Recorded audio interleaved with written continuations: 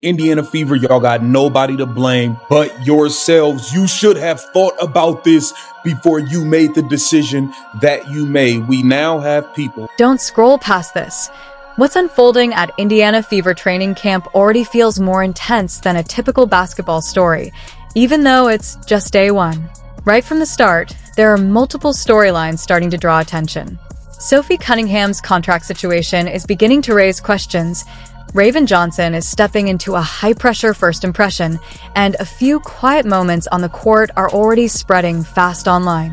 Even this early, it seems like there's more going on beneath the surface than anyone expected at the beginning of camp. Sophie Cunningham just went on her podcast today and exposed it all. She basically told us why she had to get another job. Before moving on, viewers are being asked to comment Rise CC if they believe Caitlin Clark is still the main force driving everything happening right now. And this is where the situation starts to take an unexpected turn.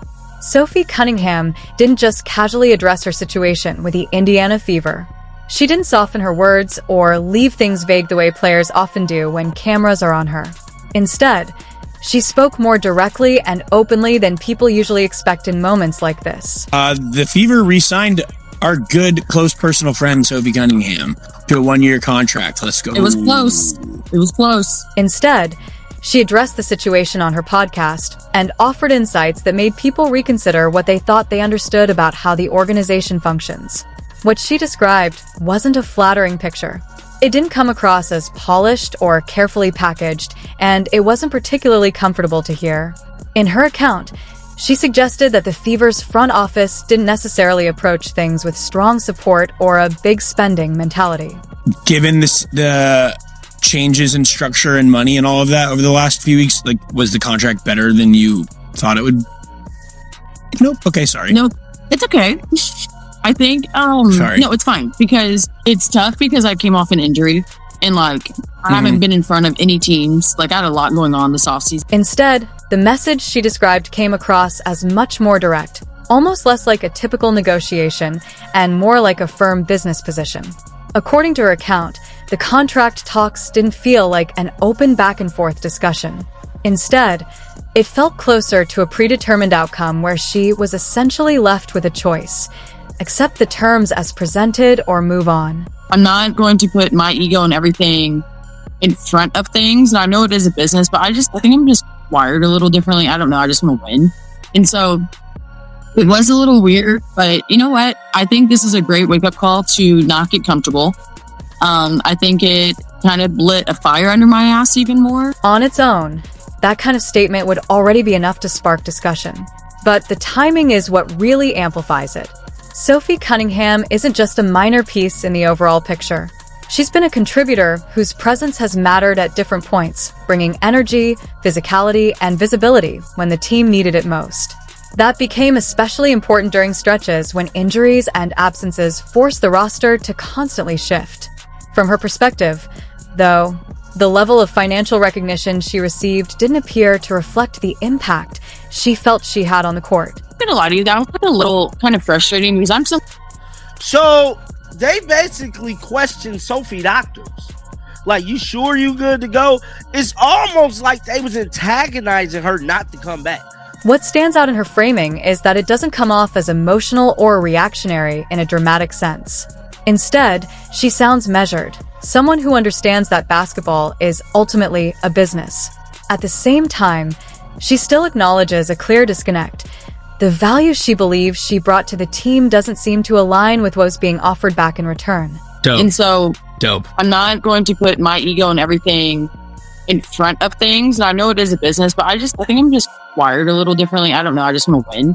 And so it was a little weird, but you know what? I think this is a great wake-up call to not get comfortable.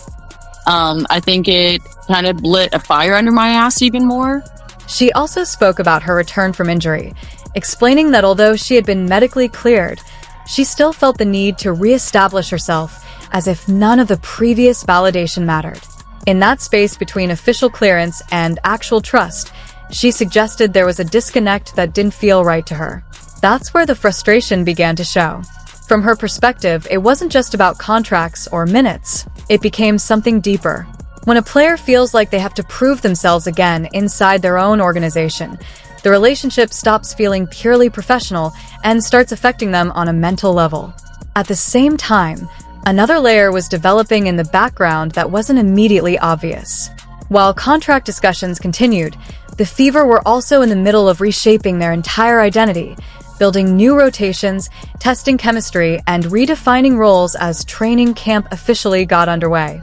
That naturally brought attention to the new additions, including rookie Raven Johnson, whose arrival had already sparked discussion and expectations before she even fully settled into the system. Despite everything going on around her, Sophie's initial impressions of Raven were actually positive. She described her as energetic, focused, and defensively strong, someone who could bring real value at the professional level. On the surface, it sounded like a smooth and encouraging introduction. But almost immediately after those comments, another moment emerged that shifted how people began reading the atmosphere inside the gym, changing the tone of what was unfolding at camp. And of course, I posted shooting down the false narratives because you're already seeing people right now, going, see? This is where the narrative shifts from pure basketball structure into something more about how people interpret what they see.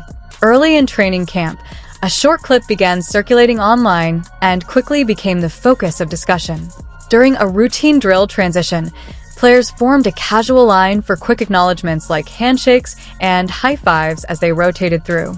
In that sequence, a brief interaction between Caitlin Clark and Raven Johnson drew attention.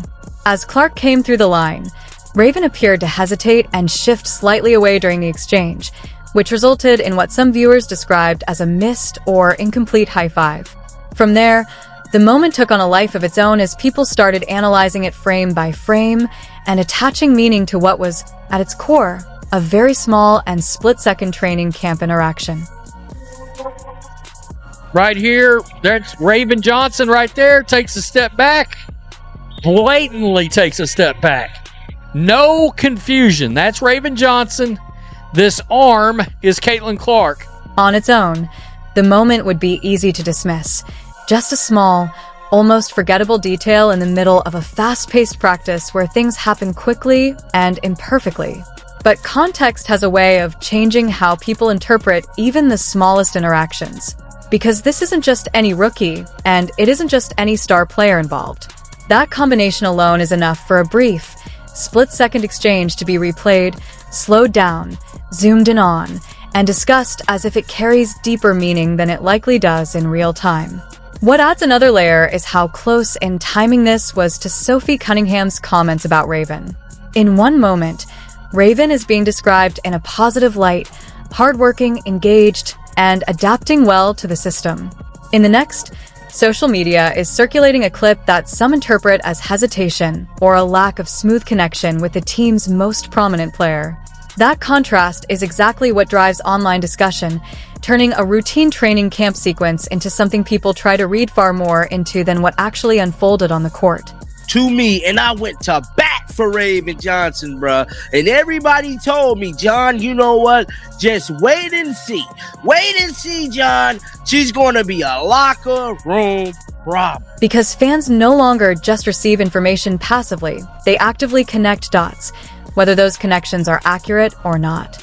As a result, two different narratives around Raven Johnson begin to form online at the same time. One version shows her as a promising rookie earning trust and recognition within camp. The other is shaped by a viral clip, interpreted through emotion, speculation, and different assumptions about what it might mean. Both versions circulate simultaneously, and the gap between them is what fuels ongoing debate and perception around her early moments with the team. I did not see Caitlin Clark refuse to shake the girl's hand, bro. I did not see that. I seen Raven Johnson put her head down, take a step back, and Caitlin just kept going. In the middle of all this is a coaching staff focused on building chemistry, while outside narratives are forming faster than practices can even finish. Sophie Cunningham's role, in that sense, becomes even more central. Her presence starts to matter beyond just contract discussions. At this point, she isn't only speaking about her own situation anymore. She's also one of the few veteran voices openly recognizing the incoming rookies, the shifting energy within camp, and the rising expectations surrounding the team all at once. We don't know, man, but this is very, very distasteful. The team is still shaping its identity, with veterans helping bridge gaps between new players and the system, while also dealing with outside attention and contract talk that adds extra pressure. In that kind of environment, even small gestures get interpreted in different ways, turning routine moments like the viral high-five clip into bigger narratives about chemistry, tension, and expectations. As a result, Sophie Cunningham, Raven Johnson, and Caitlin Clark all end up being seen as symbols in a story that's still unfolding, where perception often matters as much as what's actually happening on the court.